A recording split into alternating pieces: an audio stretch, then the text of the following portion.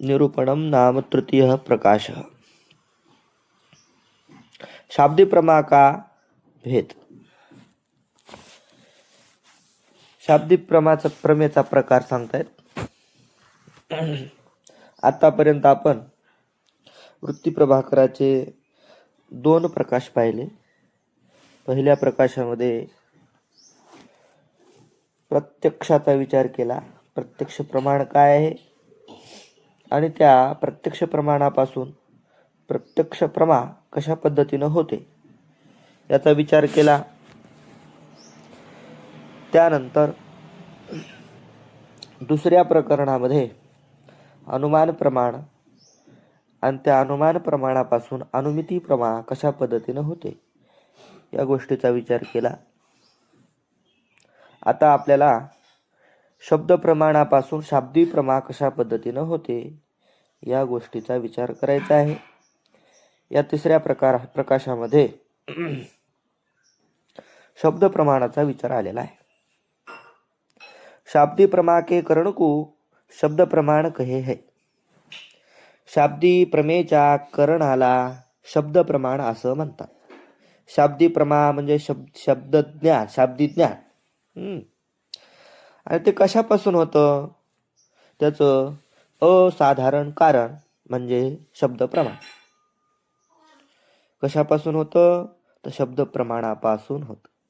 कोणतं ज्ञान होतं, शब्द ज्ञान होतं, अर्थात शाब्दी प्रमा होती। शाब्दी प्रमा 2 प्रकार की है।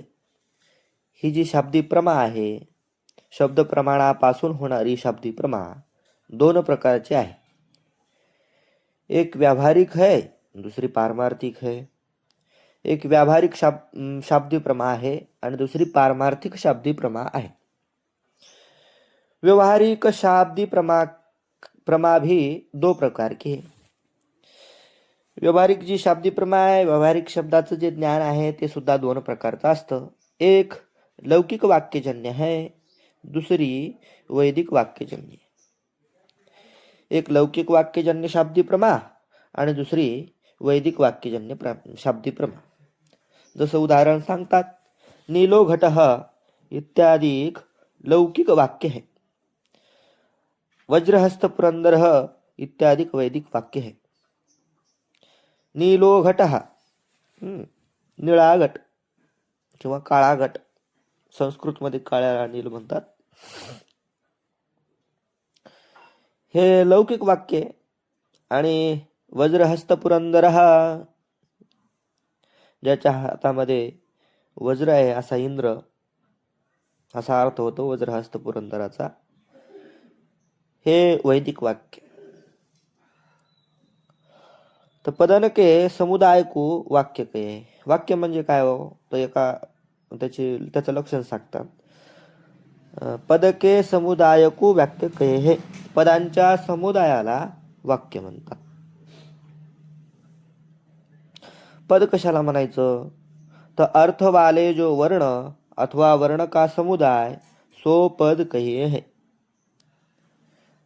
अर्थ वाले वर्ण, अर्थावाले वर्ण किंवा वर्णांच्या समुदायाला पद म्हणतात। वर्णांचा समुदाय पद, पण कसा असला पाहिजे, तो अर्थवाला असला पाहिजे। किंवा अर्थवाला नसला तरी पदाचा समुदाय असला, वर्णाचा समुदाय असला तर त्याला पद म्हणल्या जाऊ शकतं। बरेचसे पद आहेत ते बिना अर्थवाले असतात, परंतु त्यांचा प्रयोग होतो, वाक्यामध्ये त्यांचा प्रयोग होतो। आता वर्ण काय तर अकाराधिक जे आहेत ते वर्ण आहेत।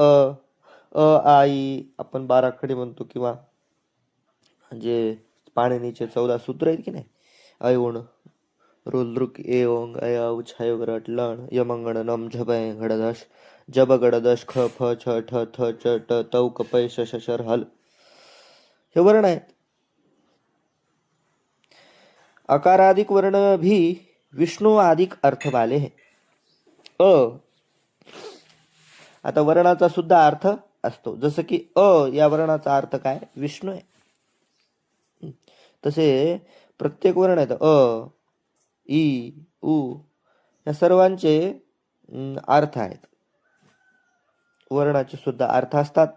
नारायण आदिक पद नव्हे, वर्ण का समुदाय अर्थवाला है.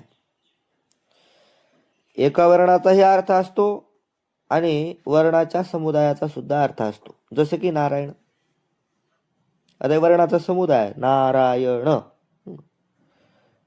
अनेक वर्ण आहेत त्यात, या पदाचा सुद्धा अर्थ है. व्याकरण की रीति से नीलो घटः, इस वाक्य में 2 पद है. व्याकरणाच्या नियमानं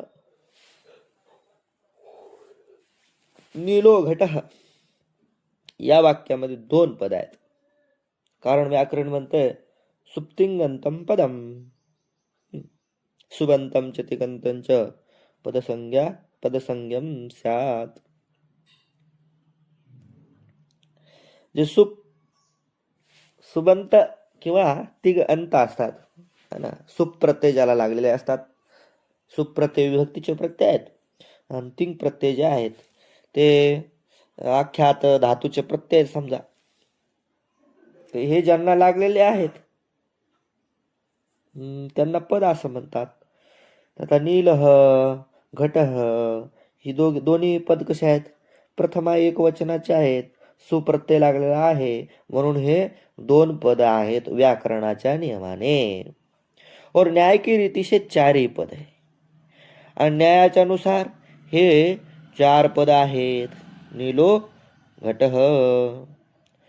और व्याकरण के मत में भी अर्थबोधकता 4 समुदाय में है, पद 4 नहीं.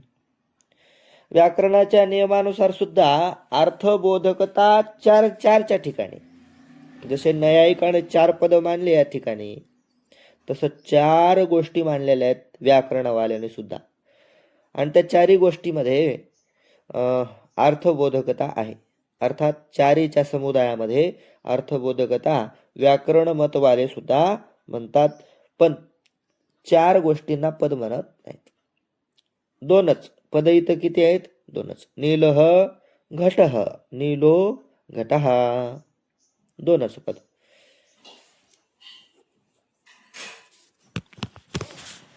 शाब्दी प्रमा का प्रकार. तहा शाब्दी प्रमा का यह प्रकार है. आता नीलो घट कशा पद्धतीने शाब्दी प्रमा होती हो सांगतात. नीलो घटः या वाक्य को सुने तब श्रोता को सकल पदन का श्रवण साक्षात्कार होवे है. नीलो घटः या वाक्याला ऐकून जब श्रोता को सकल पदन का श्रवण साक्षात्कार होवे, तेव्हा श्रोत्याला सगळ्या पदांचा श्रवण साक्षात्कार होतो, म्हणजे कानानं ऐकू येतात.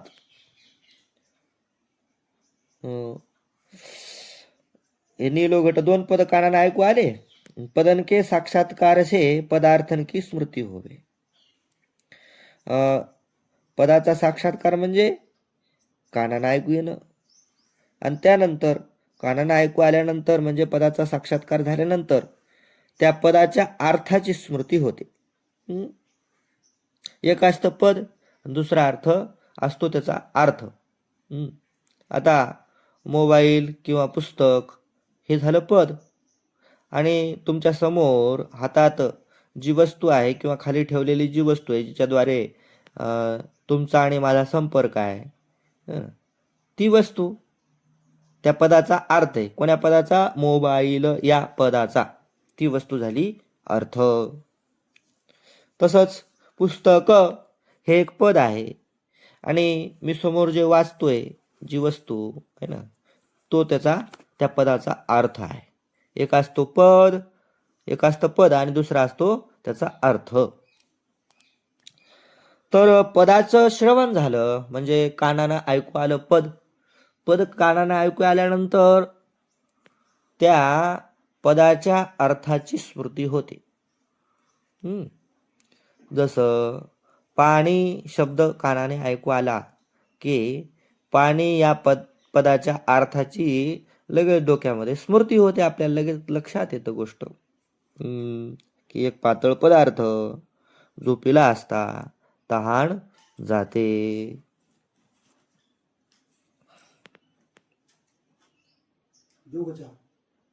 का म्हणून तुम्ही गडबड करायला काय समजत नाही? इथं काय चालू आहे?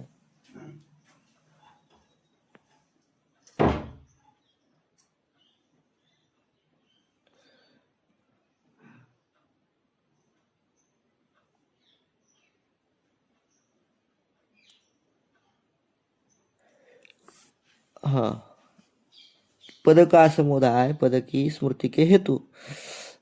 पदा हा, श्रवणाने. आता इथं शंका एक अशी आहे, पदन का अनुभव पदन की स्मृती का हेतू है. पदन का अनुभव म्हणजे पदाचं श्रवण हे पदाच्या स्मृतीला कारण आहे. और पदार्थ का अनुभव पदार्थ की स्मृती का हेतू है. आणि पदार्थाचा अनुभव हा पदार्थाच्या स्मृतीला कारण आहे.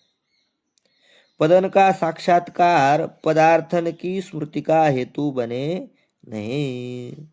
नुसत्या पदाचा साक्षात्कार हा पदार्थाच्या स्मृतीला कारण बनू शकत नाही. म्हणजे नुसतं पद ऐकू आलं म्हणजे पदार्थाचा साक्षात्कार होतो असं नाही. पदाचा अनुभव ह्या नुसत्या पदाच्या स्मृतीला कारण. पदार्थाचा अनुभव हा पदार्थाच्या स्मृतीला कारण. नुसत्या पदाचा साक्षात्कार म्हणजे नुसत्या पदाचं ऐकू येणं हे स्मृतीला कारण बनू शकत नाही. कसं होते काय ते, ज्या वस्तू का पूर्व अनुभव होवे ताकी स्मृती होवे हे असा नियम आहे. ज्या वस्तूचा पूर्व, तिथं पूर्व अनुभव करा, ते सर्व का काहीतरी झालेलं आहे. तर ज्या वस्तू का पूर्व अनुभव होवे, जी वस्तू अगोदर अनुभवलेली आहे म्हणजे ज्या वस्तूचा अगोदर ज्ञान आहे, ताकी स्मृती त्याची स्मृती होत असते. अन्य के अनुभव से अन्य की स्मृती होवे नाही. अन्याच्या अनुभवाने अन्याची स्मृती होत नसते. ज्याचा पूर्वी अनुभव घेतला, पूर्वी ज्या गोष्टीचं ज्ञान आहे त्याच गोष्टीची स्मृती होत असते, अन्याची स्मृती होत नाही. या ते पदके ज्ञानते पदार्थ की स्मृती बने नाही. ज्ञान झालं पदाचं आणि स्मृती झाली पदार्थाची. म्हणजे अन्याच्या अनुभवाने अन्याची स्मृती व्हायला लागली असा काही नियम नाही. ज्याचं ज्ञान आहे त्याची स्मृती होती असा नियम. म्हणून पदाच्या ज्ञानाने पदार्थाची स्मृती होऊ शकत नाही अशी झाली शंका. तर समाधान, यद्यपि संस्कार द्वारा पदार्थन का अनुभव ही पदार्थ की स्मृती का हेतु है. संस्काराच्या द्वारे पदार्थाचा अनुभवच पदार्थाच्या स्मृतीला कारण आहे. तथापि उद्भूत संस्कार से स्मृती होवे है, अनुभूत संस्कार से स्मृती होवे नाही.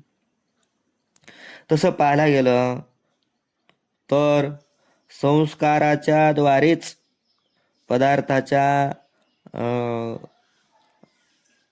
पदार्थाच्या अनुभवाची स्मृती होत असते. म्हणजे स्मृतीला कारण कोण आहे? अनुभव. आणि कशाद्वारे अनुभव? संस्काराद्वारा अनुभव. पण कोणत्याही संस्काराच्या द्वारे स्मृती होत नसते, तर उद्भूत संस्कार असे स्मृती होय. उद्भूत संस्कारानेच स्मृती होते. अनुभूत संस्कार असे स्मृती होवे नाही. अनुभूत संस्कारापासून स्मृती होत नाही. जो अनुभूत संस्कार से भी स्मृती होवे तो अनुभूत पदार्थ की सदा स्मृती हुई चाहिए. जर अनुभूत संस्काराने सुद्धा स्मृती होते असं मानलं तर ज्या ज्या गोष्टीचा तुम्हाला अनुभव झालेला आहे त्या गोष्टीचं सदैवच काय व्हायला पाहिजे? स्मृती व्हायला पाहिजे.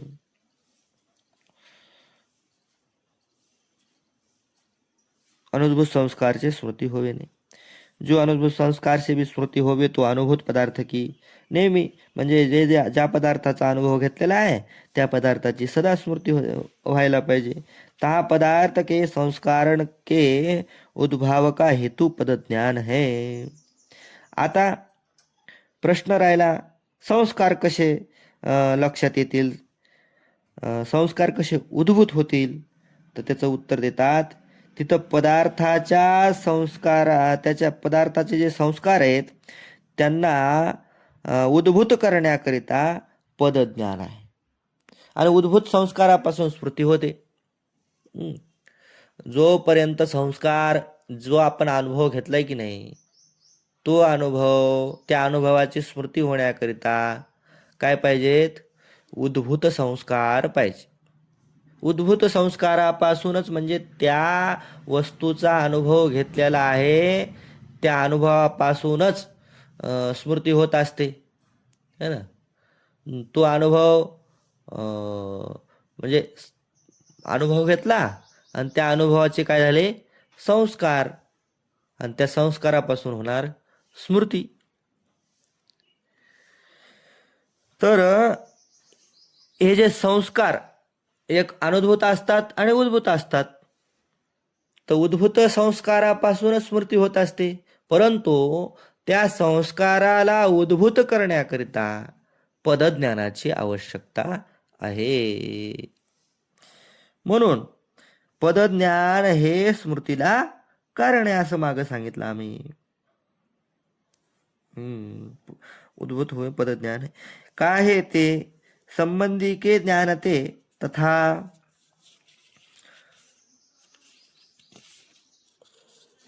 संबंधी के ज्ञानते तथा सदृश सदृश पदार्थ पदार्थन के ज्ञानते अथवा चिंतनते संस्कार उद्भूत होवे है, तिनते स्मृती होवे है. संस्कार उद्भूत होण्याकरिता 2-3 गोष्टी आवश्यक आहेत. त्याच्यापैकी एखादी गोष्ट असली तरी चालते.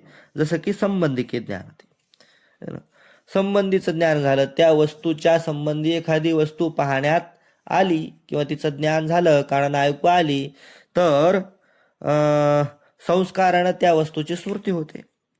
सदृश्य पदार्थ, ज्या वस्तूचे संस्कार आहेत तिच्या सारखी वस्तू एखादी दिसली तर त्या वस्तूची स्मृती होते. किंवा बसल्या बसल्या चिंतन करू लागला आणि विचार करू लागला, विचार करता करता सुद्धा एखाद्या गोष्टीची स्मृती होते, संस्कार उद्भूत होऊन स्मृती होते, तिनते स्मृती होवे. जैसे पुत्र को देखी के पिता की और पिता को देखी के पुत्र की स्मृती होवे. संबंधीच्या ज्ञानानं स्मृती होता, संस्कार उद्भूत होत असतात ना. तर पुत्राला पाहिल्यानंतर पित्याचे संस्कार उद्भूत होऊन पित्याची स्मृती होते. कधी कधी पित्याला पाहून पुत्राची स्मृती होते. ता संबंधी का ज्ञान संस्कार के उद्भव का हेतू है. इथं संबंधीचं ज्ञान हे संस्काराच्या उद्भवाला कारण आहे.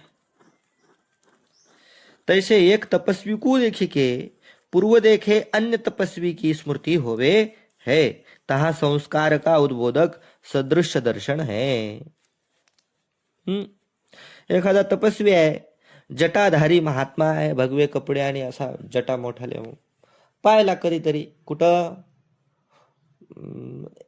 तिकडे काशीकडे गेला होता तेव्हा पाहिला. मग तसंच आता इकडे दारामध्ये एक असा तसाच जटाधारी, आणि तो गावामध्ये फिरत असताना हातामध्ये ते पेटी गिटी घेऊन असा दिसला.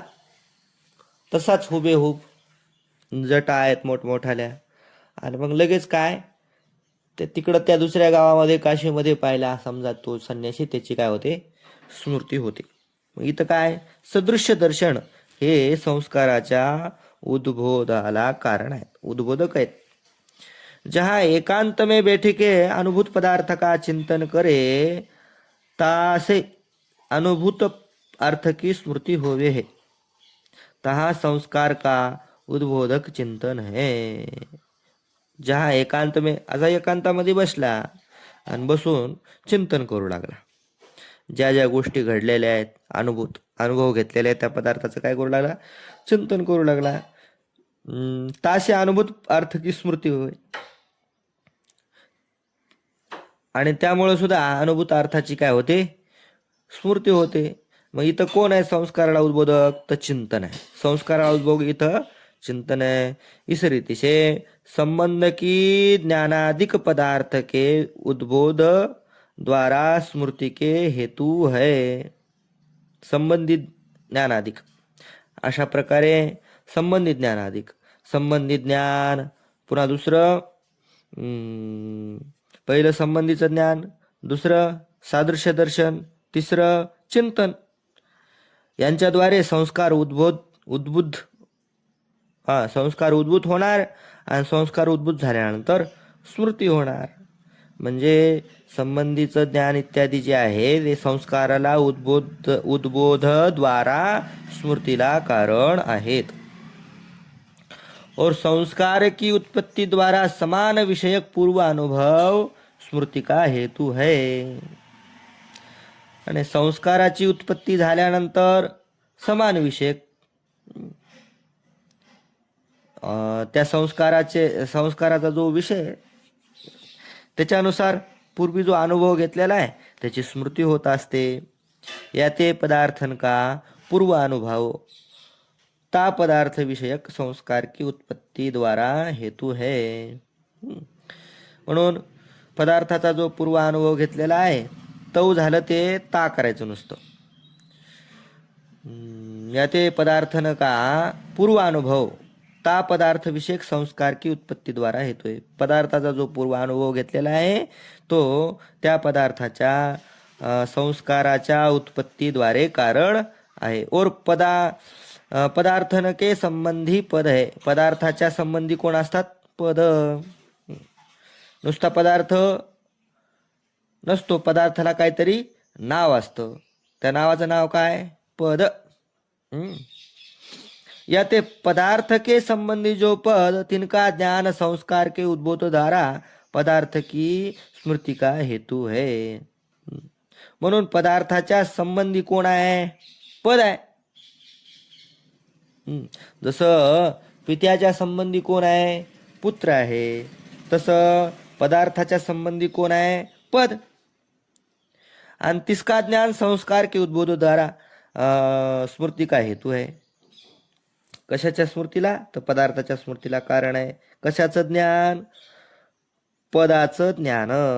पदाचं ज्ञान झालं की त्या पदार्थाचे संस्कार उत्पन्न होतात आणि नंतर काय होत असते, पदार्थाची स्मृती होते. मग पदार्थाच्या स्मृतीला पद हे कारण झालं की नाही. या ते पद के ज्ञान ते पदार्थ की स्मृती संभव आहे. म्हणून पदाच्या ज्ञानानं पदार्थाची स्मृती होऊ शकते. जहाँ एक संबंधी के ज्ञान ते अन्य संबंधी की स्मृती होवे तहा दोनों पदार्थ के संबंध का जाकू ज्ञान होवे ताकू एक के ज्ञान से दूसरे की स्मृती होवे है. जिथं एका संबंधीचं ज्ञान, एका संबंधीच्या ज्ञानाने अन्य संबंधीची स्मृती होते, तिथं दोन्ही पदार्थाच्या संबंधाचं ज्ञान ज्याला आहे त्यालाच काय होते, ती स्मृती होते. एकाला पाहून दुसऱ्याची, एकाच्या ज्ञानानं दुसऱ्याची स्मृती होते. जाको संबंध का ज्ञान होवे नहीं ताकू एक के ज्ञान ते दुसरे की स्मृती होवे नाही. ज्याला संबंधाचं ज्ञान नाही. आता दन शब्द आहे, दन. आता दन शब्दाचा काय अर्थ आपल्याला माहीतच नाही. समजा दन काय म्हणजे, दन हे पद कोण्या अर्थाच्या संबंधी आहे हे आपल्याला माहित नाही.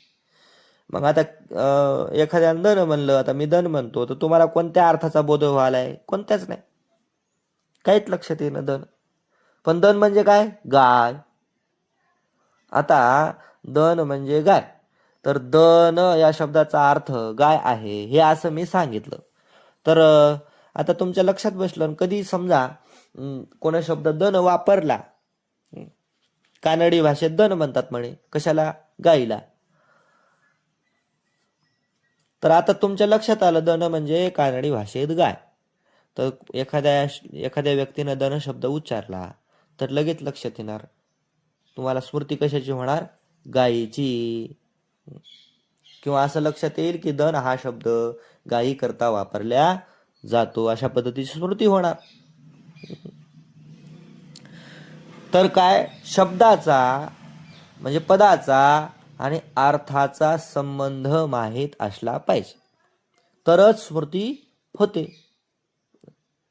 पहिल्यांदा अगोदर दन शब्द उच्चारला तेव्हा दन हे पद गायी संबंधी आहे माहीतच नव्हतं.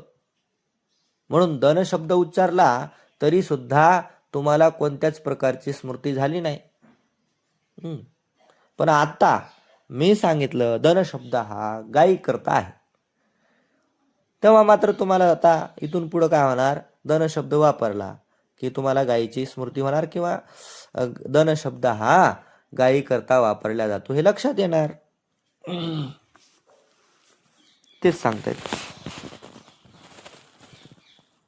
जहा एक संबंधी के ज्ञान ते अन्य संबंधी की स्मृती होवे, तहा दोनों पदार्थ के संबंध का जाकू ज्ञान होवे ताकू एक के ज्ञान दूसरे को, जाकू संबंध का ज्ञान होवे नाही ताकू एक के ज्ञान ते दुसरे की स्मृती होवे. ज्याला संबंध माहीत नसेल त्याला एकाच्या ज्ञानानं दुसऱ्याची स्मृती होत नसते.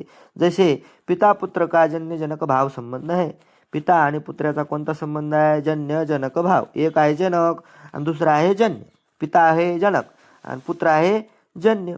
मग या दोघांचा कोणता भाव आहे, जन्यजनक भाव संबंध आहे. ज्याको जन्यजनक भाव संबंध का ज्ञान होवे ताको एक के ज्ञान ते दुसरे की स्मृती होवे. इथं ज्या व्यक्तीला हे माहीत आहे की हे दोघं काय आहेत, बाप लेक आहेत असं माहीत आहे, त्यालाच एकाला पाहून दुसऱ्याची स्मृती होते. बाप लेक असणं म्हणजेच काय असणं, जन्यजनक भाव संबंध असणं.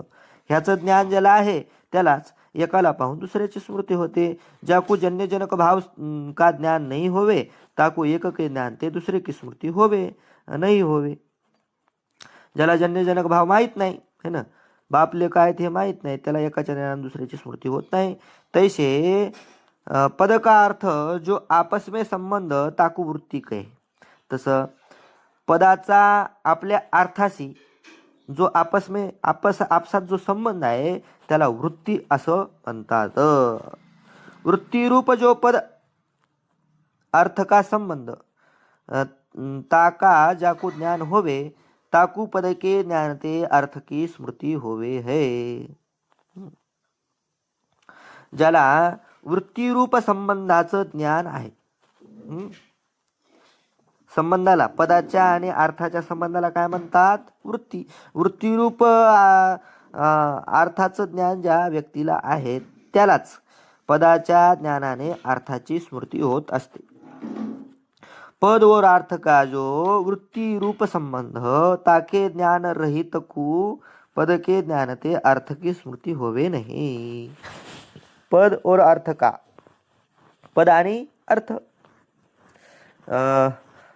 ह्या दोघांचा वृत्तीरूप संबंध ताके ज्ञानरहित, ह्या वृत्तीरूप संबंध ज्याला माहीत नाही, पद आणि अर्थाचा संबंध ज्याला माहीत नाही, तर पदाचं ज्ञान होऊन सुद्धा अर्थाची स्मृती होत नाही.